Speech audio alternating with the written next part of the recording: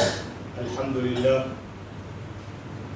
إن الحمد لله نحمده ونستعينه ونستغفره ونستهديه نعوذ بالله تعالى من شرور أنفسنا وسيئات أعمالنا إنه من يهده الله فلا مضل له ومن يضلل فلا هادي له وأشهد أن لا إله إلا الله وحده لا شريك له وأشهد أن سيدنا محمدا عبده ورسوله أرسله الله تعالى بالهدى ودين الحق ليظهره على الدين كله ولو كره المشركون الكافرون. رب اشرح لي صدري ويسر لي أمري واحلل عقدة من لساني يفقهوا قولي وسدد لساني واهد قلبي. أيها المسلمون، أوصيكم وأوصي نفسي المذنبة بتقوى الله فلقد فاز المتقون. قال الله تبارك وتعالى في كتابه العزيز بعد أعوذ بالله من الشيطان الرجيم إن للمتقين مفازا. بعد kumhimidi Mola Subhanahu wa Ta'ala na kumtakia ziada rehma mtukufu wa daraja kipenzi cha Allah na kipenzi chetu Bwana Mtume Muhammad sallallahu alaihi wa alihi wasallam, tunabudi ya kurudisha shukrani za dhati kwa Mwenyezi Mungu Subhanahu wa Ta'ala ambaye tujalia kuweza kuipata siku hii ya leo, siku ya Ijumaa, ikiwa ni moja ya masiku bora katika masiku ndani ya Uislamu. Mtume sallallahu alaihi wasallam akiashiria akisema, inna min sayyidi ayyamikum yawmul jumaa, hakika miongoni mwa masiku bora yenye fadhila mbele ya Allah subhanahu wa ta'ala katika masiku yenu ni yawmul jumaa. Kwa hivyo ikiwa leo tumo ndani ya siku ya Ijumaa, tufahamu ya kwamba ni moja katika masiku ambayo kwamba yana fadhila mbele ya Mwenyezi Mungu Subhanahu wa Ta'ala kwa sisi ummati Muhammadin sallallahu alaihi wa alihi wasallam. Tusiye kwamba tunasherehekea siku mbili, siku ya Eidul Fitri na Eidul Adha, lakini pia tufahamu ya kwamba pia kuna yaumul Jumaa. Hivyo basi pana haja kubwa na umuhimu wa kwamba wakati tunapokuwa tunafanya shughuli zetu za kila siku katika harakati za kimaisha, tufahamu ya kwamba kuna siku ambayo kwamba inaitwa siku ya Ijumaa, na wajibu wetu kama Waislamu ni kuweza kujipanga na kujitahidi na kujikumbusha kwamba endapo itafika siku ya Alhamisi kuamkia Ijumaa, basi tuweke programu zetu ambazo zitakuwa hazina maingiliano na hii siku muhimu ambayo inapatikaniwa swala ya Ijumaa ndani yake. Tusiwe kuwa ni wenye kughafilika, sababu leo tunaona mtu mpaka asikie khatibu amepanda juu ya mimbar au asikie kwamba watu wanaswali washakimu, ndio na yeye anakimbilia kuoga kwenda bafuni kufanya nini, akifika swala imekwenda kupotea. Tukionyesha fadhila na Mtume Muhammad sallallahu alaihi wasallam ya kwamba yule atakayekuja mapema katika wakati wa kwanza atakuwa ana fadhila kiasi gani ya thawabu, na yule atakayekuja saa la pili na saa la tatu mpaka pale khatibu atakapokuwa amepanda juu ya mimbar. Hizi zote ni fadhila tumewekewa mimi na wewe ili kuweza kujikumbusha na kuharakika katika na kwenda mbio katika kutafuta ile fadhila aliyoiweka Mola Subhanahu wa Ta'ala katika siku ya Ijumaa. Watukufu wa Kiislamu, jana na juzi tulikuwa katika siku ya Eid na bado tuko katika Eid kwa sababu hizi ni ayyamu tashrik, ayyamul akli wa shurb, siku ambazo Mwenyezi Mungu Subhanahu wa Ta'ala ametupa sisi ofa ummati Muhammad, ofa ya kuweza kusherehekea, ya kuweza kufurahia katika kula na kunywa na kuvaa mavazi mazuri. Siku tatu special ya kwamba Mwenyezi Mungu Subhanahu wa Ta'ala amezitoa kwa sisi kuweza kusherehekea na kufurahia katika masiku hayo. Na lillahi alhamdu, Mwenyezi Mungu Subhanahu wa Ta'ala katuafikia katika masiku hayo matatu, siku za kula na kunywa, kwamba imepatikaniwa siku ya Ijumaa ndani yake. Hivyo hii ni fadhila. Bado Allah Subhanahu wa Ta'ala anakwenda kutuonyesha, anakwenda kutupa kitu ambacho ningependa kukumbusha katika siku hii ya leo, ni kwamba ni kile kisa ambacho kimetufanya mimi na wewe leo tunakula tukinywa, au ni kile kisa ambacho kwamba Mwenyezi Mungu Subhanahu wa Ta'ala kwa sababu yake leo sisi tunakula, leo sisi tunakunywa, kama alivyotupa Mwenyezi Mungu Subhanahu wa Ta'ala ummati Muhammad ofa kama hiyo. Na kisa chenyewe ni kisa baina ya Ibrahim na mtoto wake kupitia amri ya Mwenyezi Mungu Subhanahu wa Ta'ala, kisa ambacho Sayyiduna Ibrahim Mwenyezi Mungu Subhanahu wa Ta'ala amekitaja ndani ya suratu Swafat. Allah Subhanahu wa Ta'ala aelezea kisa cha Nabii Allah Ibrahim kuanzia pale kuoa mpaka pale kuja kupata mtoto. Alipitia misukosuko mingi, alipitia mitihani mingi, lakini tarehe inatuambia kwamba takriban miaka 86 hakuweza kubarikiwa kupata mtoto. Sasa baada ya kwamba yamepita ya kupita, Mwenyezi Mungu Subhanahu wa Ta'ala kwa uweza wake, Mwenyezi Mungu Subhanahu wa Ta'ala na kwa kudura zake alitaka kumpa mtoto Nabiiullah Ibrahim na huo umri ambao kwamba tumeutaja. Kwa hivyo hata leo wewe ukiambiwa mzee miaka 80 amepata mtoto, yani ameoa kwa miaka 80 bado hajapata mtoto, lakini amebarikiwa kupata mtoto. Hayo ni katika maajabu, lakini kwa Mwenyezi Mungu Subhanahu wa Ta'ala, wa madhalika ala Allahi biaziz, kwa Mwenyezi Mungu si kubwa hilo. Na Allah Subhanahu wa Ta'ala kajalia nyumba kama ile kupatikaniwa mtoto, ikawa ni nyumba yenye furaha, kwa sababu katika miongoni mwa mambo yanayoleta furaha katika maisha ya mwanadamu, katika maisha ya ndoa, ni kupatikaniwe nini? Ili natija yule mtoto. Kwa hivyo Nabiiullah Ibrahim alipopata yule mtoto alifurahia, lakini aliishi na yeye, akamfundisha kuanzia ni mtoto mchanga mpaka akafika kiasi kipindi cha miaka 14 15, akawa sasa ni kijana ambaye unaweza ukamtuma na akakutumikia. Mwenyezi Mungu Subhanahu wa Ta'ala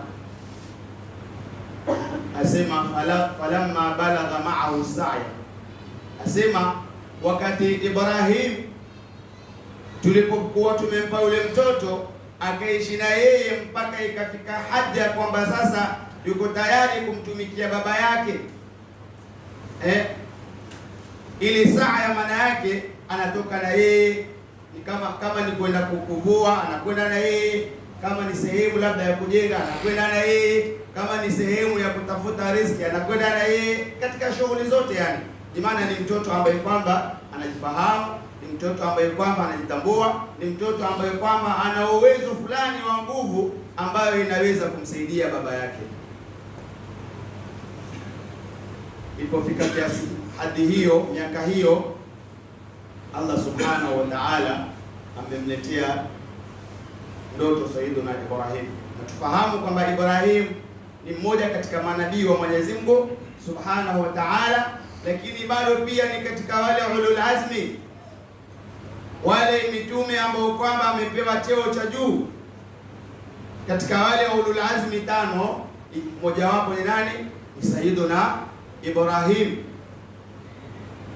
Allah Subhanahu wa Ta'ala akamletea ndoto akimwambia kwamba yule mtoto wake amchinje.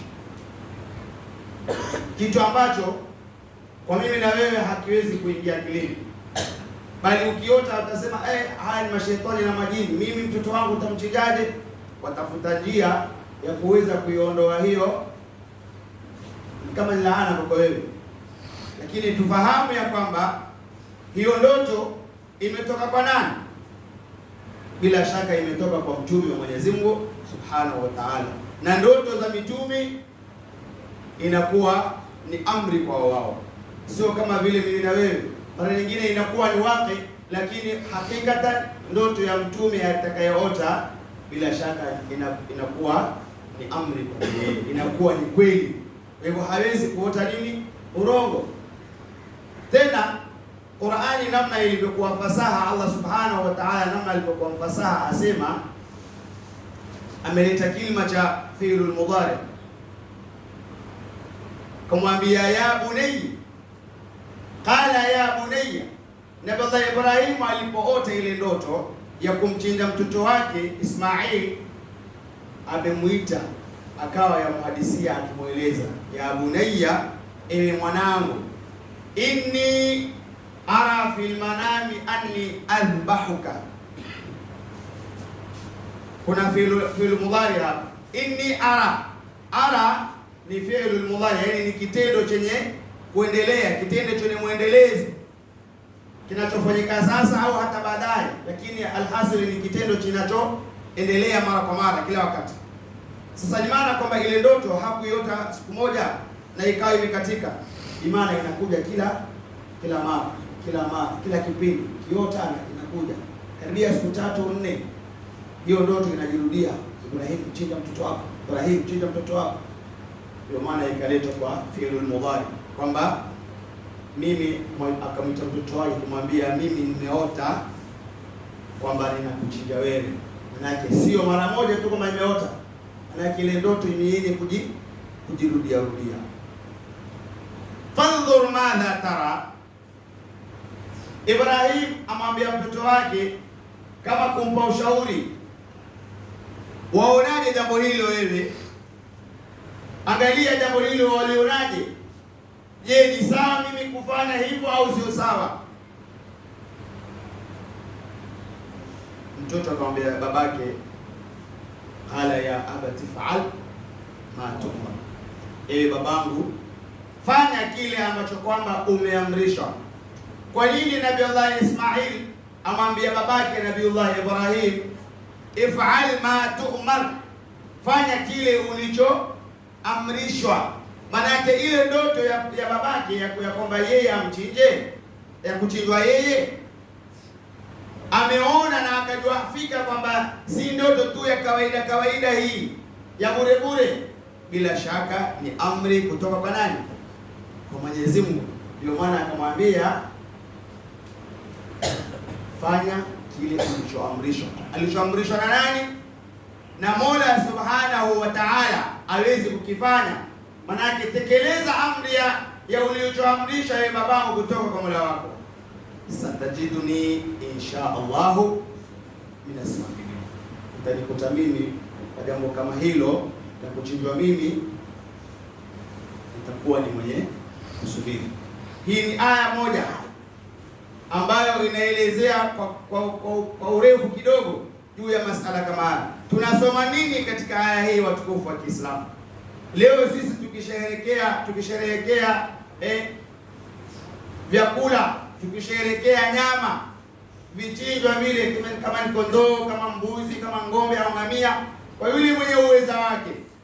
Leo tunasherehekea kula nyama na mishakiki na kufanya hiki na kile katika furaha ya vyakula, lakini tufahamu kwamba kuna kitu gani ambacho kwamba nataka sisi tusome katika kisa kama hiki. Aya hii inatuelezea umuhimu wa mzazi kuwa karibu na mtoto wake, lakini pia kuna umuhimu wa mtoto kujua kwamba baba yake anasema kitu gani.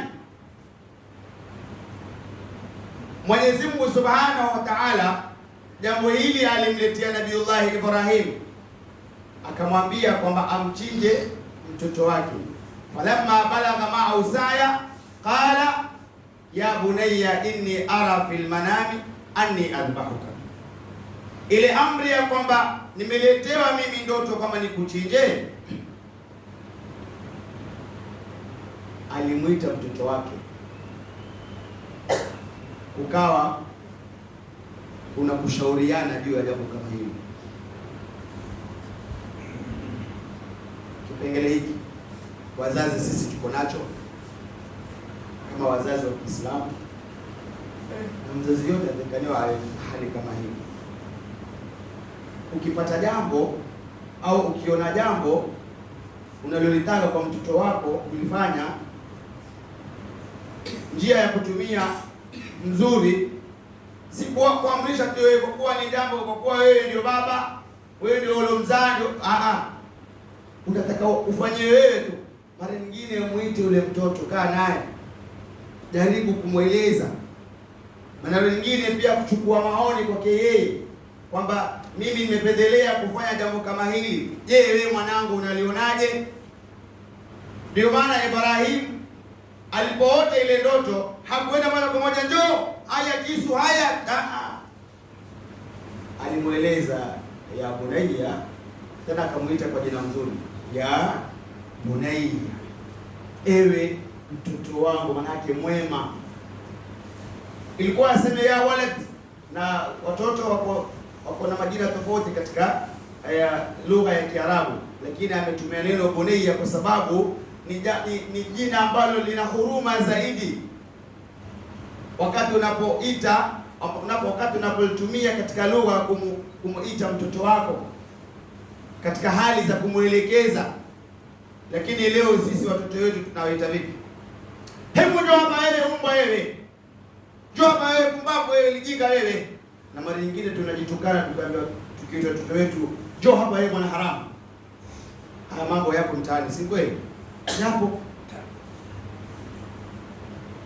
Ule uslubu wa kumuita ule mtoto na kumwelezea mara nyingine unakosekaniwa. Watu tukawa tunakosea katika njia za kuelekeza wale watoto. Lakini Ibrahim ametupa uslubu. Alipopata jambo lile, alimuita mtoto wake kwa umakini, ya bunayya, ewe mwanangu, inni ara fil manami anni adbahuka. Jambo hilo nimelipata mimi, naliona kila wakati, kila siku, kila nikilala, kwamba mimi kuna kitendo cha kwamba mimi ninakuchinja wewe. Fadhur madha tara, wasemaje mwanangu jua jambo kama hilo? Nini maana? Maana yake ni lugha nyepesi, lugha laini, lugha ya kumweleza yule mtoto na akafahamu kwamba kile ni kitu gani ambacho kwamba babake anachokitaka kwake yeye. Lakini wakati tukiwahashi sisi wazazi, mara nyingine tunaharibu watoto wetu. Na mara nyingine pia chukua rai kwake yeye, kwa sababu usijione kama mimi ndio baba, kwa hivyo nikiamrisha jambo lenyewe ni moja kwa moja mimi naweza na nina uwezo wa kufanya lolote. Mimi nina uwezo wa kuamrisha na wewe lazima utii kama mtoto. Mara nyingine anaweza kutoa maoni mtoto wako uliomzaa, na yakawa mawazo yake na yako yakawa mawazo ya mtoto ni bora zaidi kwa wakati ule au kwa jambo kama lile. Lakini sisi tunachukua kwa kuwa sisi ni watu wazima, mimi ndio nilikuzaa, wewe huwezi kunipita mimi kiakili wala kimaarifa. Na ndiyo maana al-Imam Subki aeleza kwamba Sayyidina Umar wakati mara nyingine akipatwa na jambo katika ukhalifa wake, alikuwa akikusanya vijana. Tukisema vijana tunamaanisha miaka 18 na kuendelea. Aliwaita vijana, hakuita wazee, ameita vijana. Na hili si kwamba ni dharau, la, ni njia mojawapo ya yeye kuweza kutatua labda ule mushkili wake. Alikusanya vijana akiwashauri, jamani vijana, msemaje kuhusu jambo hili? Na kwa sababu kwa nini wao wanafanya hivyo? Asema sababu akili za vijana ziko sharp zaidi kuliko akili za wazee. Si kwamba tumewadharau kwamba hawana akili, la hasha, si kwa namna hiyo. Lakini hakikatan wazazi wetu wametulea sisi mpaka tukafika hapa. Maana yake wametumia maarifa yao yote wakatumia uwezo wao wote wa kiakili. Kwa hivyo kwa njia hii si kwamba wao hawana akili ya njia ya Sayyidina Umar kwamba akiwaita akiwashauri kwamba wazee hawana akili, la, si kwa namna hiyo. Lakini wazee mara nyingine akili zao zinakuwa zina mambo mengi, anafikiria hili, anafikiria lile, anafikiria lile. Lakini vijana labda mawazo yao ni kitu kidogo tu, mengi hawawazi kuhusu labda mustakbal, au hawana mambo mengi katika akili zao. Kwa sababu kwa hivyo akili zao huwa ziko sharp na ziko spidi katika hali ya kufikiria, na hiyo ndio usulubu aliotumia Sayyidina Umar. Al-Imam Subki anaeleza hivi, na bila shaka amepata utatuzi. Kwa hivyo pia pana haja sisi wazazi na wazee tuweze kuweka karibu vijana. Mara nyingine unawashauri vijana, huenda kwa ushauri ule ukapata jibu sahihi ndani yake. Kwa hivyo Sayyidina Ibrahim alipopata jambo lile, alikwenda kwa mtoto wake kwa njia basiti, kwa njia laini, kwa namna mzuri, akautumia usulubu ule kuweza kumweleza jambo lile mtoto wake. Na taban vile alivyokusudia kufanya, mtoto alimwambiaje? Ya abati fa'al, ewe babangu fanya, maana yake tekeleza, ma tu'mar, kile ulichoamrishwa. Na hapa tufahamishwa ya kwamba Sayyiduna Ismail, sababu yeye pia alikuwa mmoja katika mitume. Baada ya Ibrahim akaja Sayyiduna Ismail alayhi salam, Nabiyullah Ismail alayhi salam. Qur'ani inatuambia ya kwamba alipopata jambo lile alimwambia baba yake, fanya, tekeleza. Kwanza bimaana kwamba huyo mtoto alilelewa kimazingira ya kumtambua Mwenyezi Mungu. Sasa alipofahamu na kugundua ya kwamba kile alichosema baba yake kinatoka kwa Mwenyezi Mungu, moja kwa moja hakuwa na tashwishi wala mushkili wowote, kwa sababu wajua ni amri kutoka kwa nani? Kwa Mwenyezi Mungu. Lakini ukija kwa vijana wetu, sisi vijana sasa, kwanza ukimwambia jambo hilo, yeye ndio kwanza anakutemea wewe kufanya nini? Atakumaliza wewe kwanza. Huyo mletea habari za kwamba wewe, mimi nimeota ati nikuchinja. Sasa yeye anakuambia mimi si masala ya kuota na kuchinja tayari. Ili hiyo masala ya mtoto hiyo. Kwa nini? Kwa sababu namna tunavyolea watoto wetu, tunawelea kwa hali ya kwamba akifanya sawa, asipofanya pia ni sawa.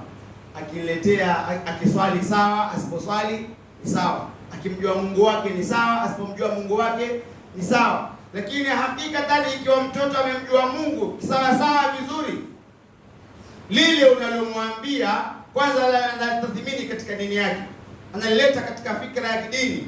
Je, jambo hili Mwenyezi Mungu anasemaje jambo hili? Kweli babangu amesema kweli hapa. Huyo mtoto yuko tayari kufanya nini? Kutii jambo kama lile. Na ndivyo ilivyokuwa kwa Nabiyullah Ismail. Lilipokuja swala la kuchinjwa, yeye hakusita. Anajua kwamba hii ni amri ya nani? Ya Mola Subhanahu wa Ta'ala. Akamwambia babake, ifal ma tu'mar, fanya uliloamrishwa. Aliamrishwa na nani? Na Mwenyezi Mungu Subhanahu wa Ta'ala. Asema satajiduni insha Allah minas sabirin. Tena amesemaje? Insha Allah, Mungu akipenda. Kupitia jambo hilo ni zito, lakini mimi nitakuwa ni mwenye kusubiri. Na taban Sayyidina Ibrahim, Nabiyullah Ibrahim alipoona kwamba msimamo wa mtoto wake ni ule msimamo wake, akaamua kufanya kutekeleza ile amri ya Mwenyezi Mungu Subhanahu wa Ta'ala. Kambeba kana naye jabalini huko, yeye na Ismaili tu, kisha wakakinoa vizuri. Kisa kinasema Ismail Ilipofika sasa ni kuchinjwa, amwambia babake, usiniangalie, kwa sababu ukiniangalia utaingiwa na nini, na huruma sana. Lakini huyu mwanangu shekhe, ikiwa wewe utaacha, sababu hilo si jambo la kawaida. Tuko mwanao kabisa unamwekelea kisu. Ibrahim Ismail akamwambia babake, fumba macho, usiniangalie. Manake ukiniangalia utakuwa na huruma na ile damu inayotoka. Tena hakikisha kisu kimeshika makali vizuri, kwa sababu ukifanya hivi mara moja, na hivyo ndivyo inavyotakikana kuchinjwa. Hivi vichinjwa hivi ng'ombe, mbuzi. Usiweke kisu kina butu miaka 3 hakijanyolewa, wataka kwenda kumchinje ule mnyama. Yeye pia usikia uchungu kama unavyohisi wewe uchungu wakati unapokuwa unachinjwa. Mjikata kidogo hivi usikia uchungu. Sasa waonaje ile hali ya mnapikichana hapo kwenye kola mtu, kisu hakikati, wewe una lazima ukati. Atakaliwa kisu kifanye nini? Kiwe kina makosha, piga bismillah Allahu akbar, ushakata kabisa. Sio mara unaanza kupikicha. Haya unang'ang'ana. Sheria haijasema namna hiyo. Kwa hivyo alimwambia babake fanya. Alifanya mara ya kwanza kumchinja, ikashindikana. Akajaribu tena mara ya pili, ikashindikana. Mara ya tatu ndio Allah akafanya nini? Akamletea ile kondoo. Anasema Qur'ani inasema wafadainahu bidhibhin adhim, sisi tukamletea fidia, yani badali ya kuchinja mtoto wake achinje huyu mnyama, tukamletea badali ya kichinjwa cha mtoto wake achinje huyu mnyama. Sasa ameletewa kondoo, kama namna alivyosema baadhi ya riwayati kwamba ameletewa kondoo ambalo limenona kisawasawa. Hapo baada ya kwamba kabla hajaletewa hilo likondoo ama hicho kichinjwa, kwa kule kutekeleza ile amri mara ya kwanza kushindikana na kisu kina makali, inawezekanaje hakichinji? Mpaka mara ya pili inawezekanaje hakichinji? Akajua kwamba hapa kuna mambo si kawaida. Mara tatu Mwenyezi Mungu mwambie Ibrahim kwamba kaswatata arruya, ile ndoto ya ukweli, ile amri niliyokuamrisha kweli ulikuwa una haja ya kuitekeleza. Lakini ukicho mara kwanza imeshindikana, huyo basi umeacha. Yeye amejaribu, akajaribu, kwa sababu ajua ni amri ya Mwenyezi Mungu, atachinja tu, kisu kitapata tu. Sasa Mwenyezi Mungu alipoona ukweli, na Mungu ataka sisi tukifanya tufanye kweli katika amali zake, katika amri zake. Hataki mara tunajibambanya, tunabambanya kweli. Watukufu wa Kiislamu sisi tunabambanya kweli katika amri za Mwenyezi Mungu. Sisi Mwenyezi Mungu hataki kubambanya. Maana yake ikiwa ni jambo la Mwenyezi Mungu lifanye kiukamilifu. Mwenyezi Mungu alipoona ukweli wa Ibrahim kupitia jambo lile, ndipo akamletea kile kichinjwa. Ambia haya sasa, wacha mtoto, hiyo habari kuisha, sasa chinja. Ndio maana leo tunafanya nini? Tunachinja mbuzi, tukichinja kondoo, tukichinja ngamia, tukichinja ng'ombe na kila ambacho kwamba ni halali sisi kukichinja. Na lao si Mwenyezi Mungu kuleta ile nusra, basi ni kama kwamba itakuwa ni amri kwamba kila mwaka utoe mtoto wako mmoja. Kwa tayari sitakuwa ni ngumu sana. Naona familia inaisha live. Familia itaisha, maana kila mwaka lazima anguke mtu. Sasa tutajua sasa baada ya huyo ni yupi mwaka ujao. Lakini Mwenyezi Mungu kwa huruma yake, Mwenyezi Mungu kwa msala yake kwetu sisi, akatuletea kile kichinjwa, lakini kuangalia kwamba Ibrahimu kweli atatekeleza jambo hilo mzito. Jamani, ni jambo mzito. Wacha mtoto wako, hata mtoto wa mtu kumchinja si rahisi.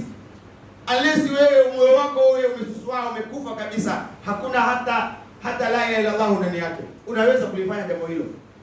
Mtoto ambao kwamba hata hujamzaa wewe, lakini bado utakao ukafikiria mimi kweli yule, mimi kweli.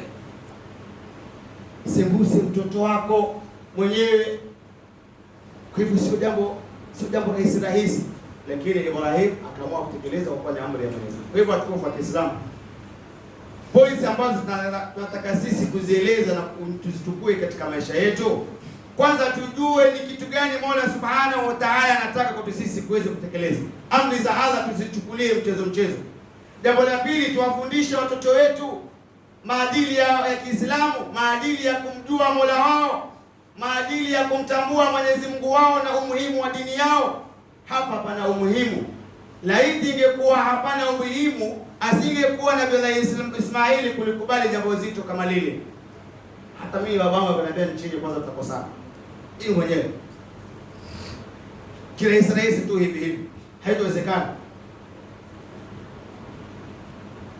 Lakini tunapokuwa tunawafundisha watoto wetu na sisi wenyewe tukiwa tuko tayari katika kutekeleza amri za Mwenyezi Mungu na namna anavyotaka, basi mambo yanakuwa ni sahali kwa namna hiyo, na Mwenyezi Mungu atusahalishia katika maisha yetu, kama sura alivyomwokoa Ismail, na sisi pia Mwenyezi Mungu Subhanahu wa Ta'ala atafanya nini? Atatuokoa. Mwenyezi Mungu Subhanahu wa Ta'ala atuthibitishe katika hayo.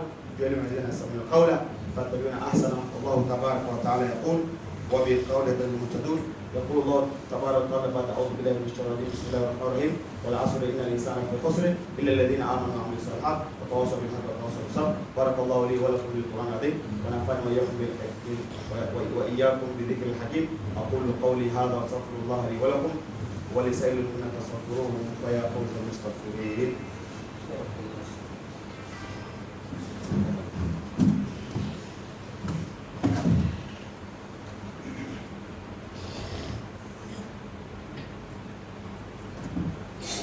بسم الله الرحمن الرحيم.